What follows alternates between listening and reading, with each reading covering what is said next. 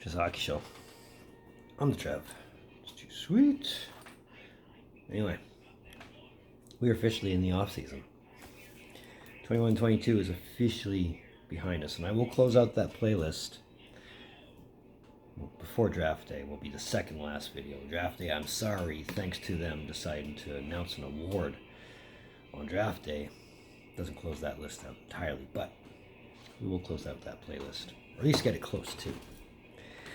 Anyway, back to the coaching carousel. We still got to fill some vacancies. Today, Chicago filled theirs. After a couple weeks of hearing one name or another, it wasn't until late last week that the rumor of Luke Richardson came up, and today it was official. Luke Richardson is the 40th head coach in the Blackhawks history. Let's talk about it.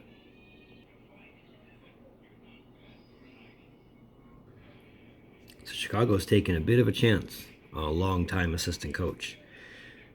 Richardson has no official NHL coaching experience, unless you count that handful of playoff games that he coached Montreal to, where they beat Vegas and ended up meeting Tampa before Ducharme came back from being sick.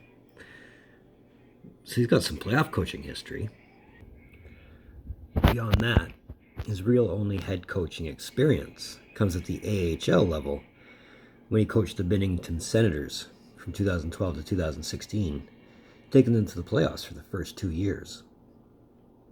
I mean, they lost in the first round, but he still took his team to the playoffs in the 2 of the 4 seasons he was there.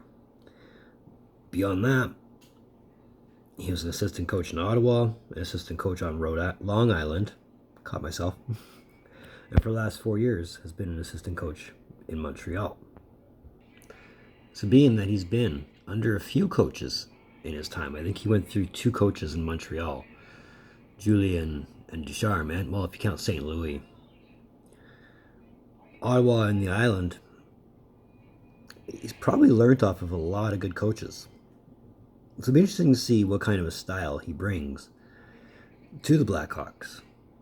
Now, as for those Blackhawks, Richardson takes on a team that, on paper, was supposed to be good last season, but in reality weren't really that good at all. So it's really low risk, low reward. I mean, if they do manage to do well, then that's good on them. If they manage to suck, that's part of the course, right?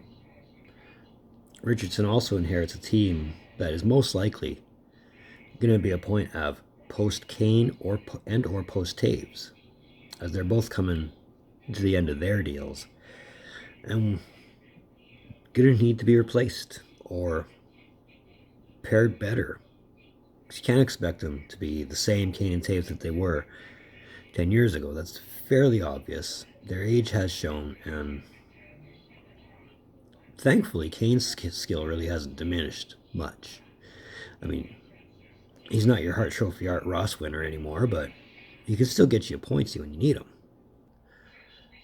Being Richardson knows a thing or two about defense, being he was a defenseman for 21 years.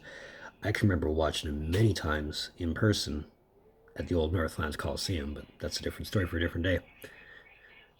One would hope that he works well and extensively with defense, because outside goaltending defense was by and far the biggest WTF question mark for Chicago last season. I mean, goaltending was goaltending. It is what it is. And hopefully they get that part solved too. But for a team that's not expected to do well, hopefully, maybe, they don't make it too bad for Richardson in his first season. But the biggest thing, again, with all these things is what kind of a team is going to be put in front of him. If it's a team that's designed to suck, well, you're going to suck. There's just no 2 ways around that. But let's hope for the best in Chicago, sooner rather than later, because they definitely need a good pick-me-up story. It's another one of Chad's hockey shows. I want to thank you for tuning in. Don't think I don't appreciate the gesture, especially if you're right here. It's great for everybody, right? You know the algorithms, analytics, all that stuff. Let's keep helping that out. But since you're here, if you've made it to this point, give me a thumbs up. I think I've earned it. That red button. If you're debating whether or not to hit it, you know what I've told you. You know how I've told you how it makes you feel. Or at least I would assume so. Do the right thing.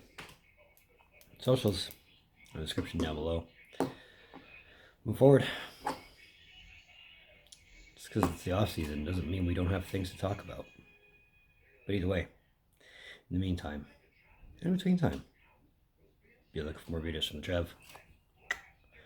Later.